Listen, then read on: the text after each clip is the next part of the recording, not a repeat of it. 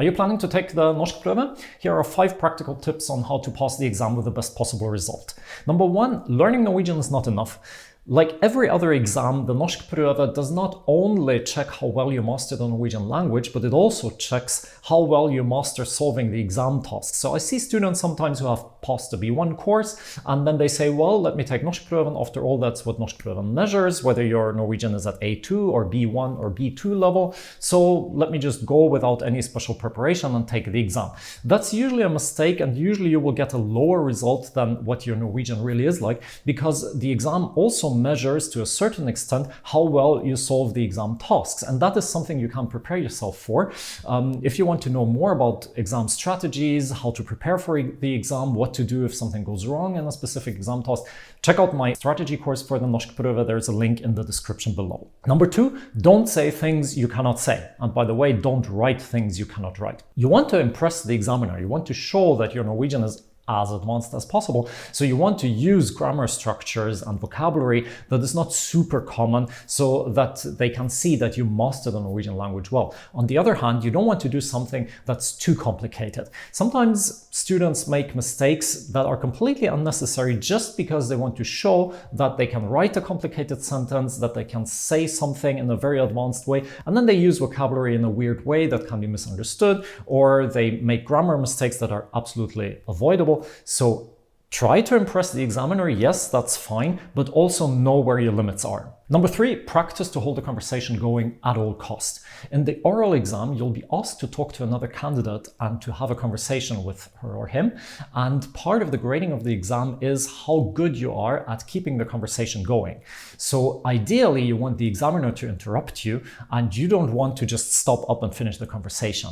Sometimes that's really difficult because the other candidate might not talk that much, or the topic is difficult, or you have misunderstandings with each other. So you will need to practice to keep a conversation going. And by the way, this is not just about the conversation, it's also about the monologues. So they will also ask you questions in the oral exam. You're supposed to answer them talking 2 or 3 minutes, and you're not supposed to stop until they interrupt you. So this is also something you should practice, to just keep talking, to keep the conversation going. There is also, of course, a number of tips on that in my Norskprøve strategy course. Number 4, work on your Norwegian pronunciation. Pronunciation is underrated in traditional language learning, but also in the exam. Surprisingly, it's not very important as a grading category, as long as they understand you. So even at the B2 level, they say that you can still have a systematic mistake in your pronunciation. For example, there's one letter that you just mispronounce consistently.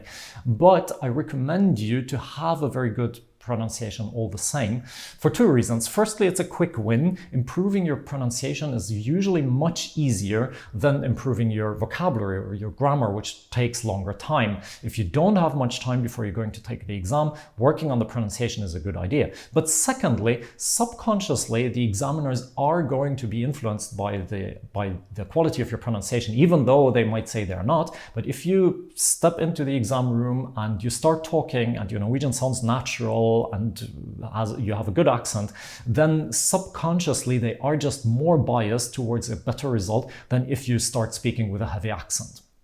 There is a lot of pronunciation videos on this channel. Feel free to check them out to improve your pronunciation. And by the way, if you find these tips helpful, please share this channel with your Norwegian learning friends and make sure to subscribe to it and to activate the bell. Number 5, my last tip, check what kind of mistakes you tend to make often. And that's mostly for the written exam. I see students a lot who make mistakes that are predictable, and they know that they're making these mistakes. For example, they know that the verb should be at the 2nd place, but sometimes when they write, it just happens that it's not at the 2nd place. Now, if you know that this is a mistake that you're doing, there's one easy thing you can do. Before you submit a text in the written exam, read through the text, maybe 2, 3 times if you have the time, and check for mistakes you make often. For example, the verb at the wrong place. Check all the sentences. Is the verb really at the right place? And if it's not, you can correct it. So that helps you get rid of a lot of avoidable mistakes. I would rather submit a slightly shorter text and spare some time at the end of the exam to read through the text than to write as much as possible and have many mistakes in your text. So I hope this has been helpful. Feel free to check out the other videos about Norwegian pronunciation and grammar on this channel in order to get better prepared for the Norskprøven.